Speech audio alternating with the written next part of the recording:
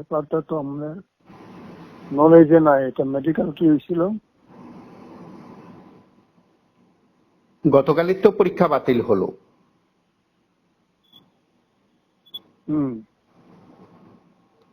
আপনাদের দল কি সেটা এটারই অবগত নন?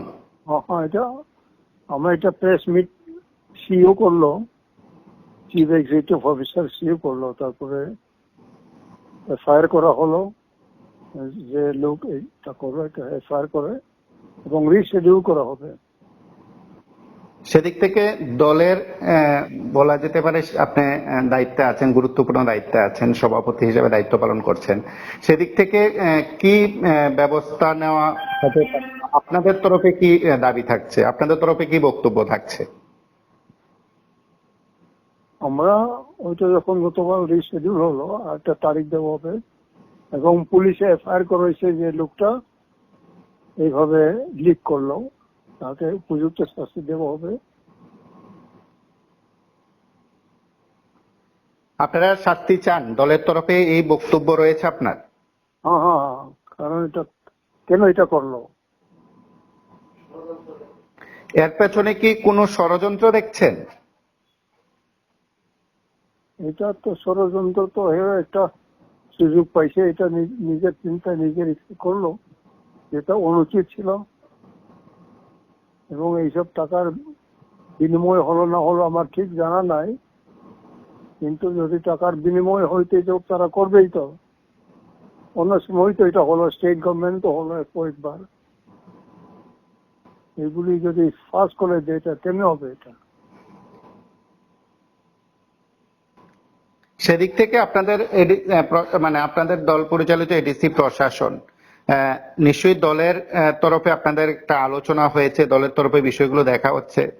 দলের দিক থেকে আপনারা কি কি মানে বলা যেতে পারে যারা অভিযুক্ত বা যাদের বিরুদ্ধে আপনাদের অভিযোগ বা প্রশাসনের এডিসি প্রশাসনের তরফে যাদেরকে সন্দেহ করা হচ্ছে, এফআইআর করা হচ্ছে বা গোটা বিষয়টি তদন্ত হবে, সেদিক থেকে আপনারা কিভাবে প্রশাসনকে সহযোগিতা করবেন দলের দিক থেকে? এটা কয়েকদিনের মধ্যে আমরা বসবো। আমরা বসার সুযোগ হয়নি এখনো, যা করার তো আমরা করছি এখন, এবং রিশিডিউল হবে এবং আমরা বসবো, আলোচনা করব।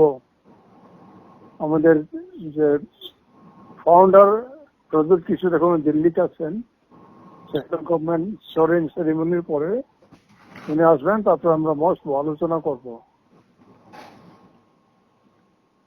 অবশ্যই। তার পাশাপাশি বিরোধীদের কয়েকটি জায়গায় অভিযোগ করা হচ্ছে, বিভিন্ন জায়গায় আপনাদের নির্মাণ কাজ চলছে বা প্রশাসনিক কাজ চলছে, তাতে স্বজন পোষণ, বহিরাজ্যের সংস্থাকে দিয়ে কাজ করানো, রাজ্যের বেকারদের সেখানে বঞ্চিত করা, এ ধরনের অভিযোগ কিংবা অভিমত বিরোধীদের রয়েছে। সেগুলো আপনারা কিভাবে দেখছেন? এইগুলি তো তারা কোন তার বলে, এটা আমাদের ঠিক, আমরা তার চিন্তাধারা তো আমরা অনুমানই বলবো না, তো আমরা বলার উচিত নয়, কিন্তু প্রশাসনের দিক থেকে আমাদের কর্তব্য যে উপযুক্ত শাস্তি দেওয়া হোক, কেন এটা করলো। অবশ্যই, অবশ্যই। অসংখ্য ধন্যবাদ আপনাকে। Thank you.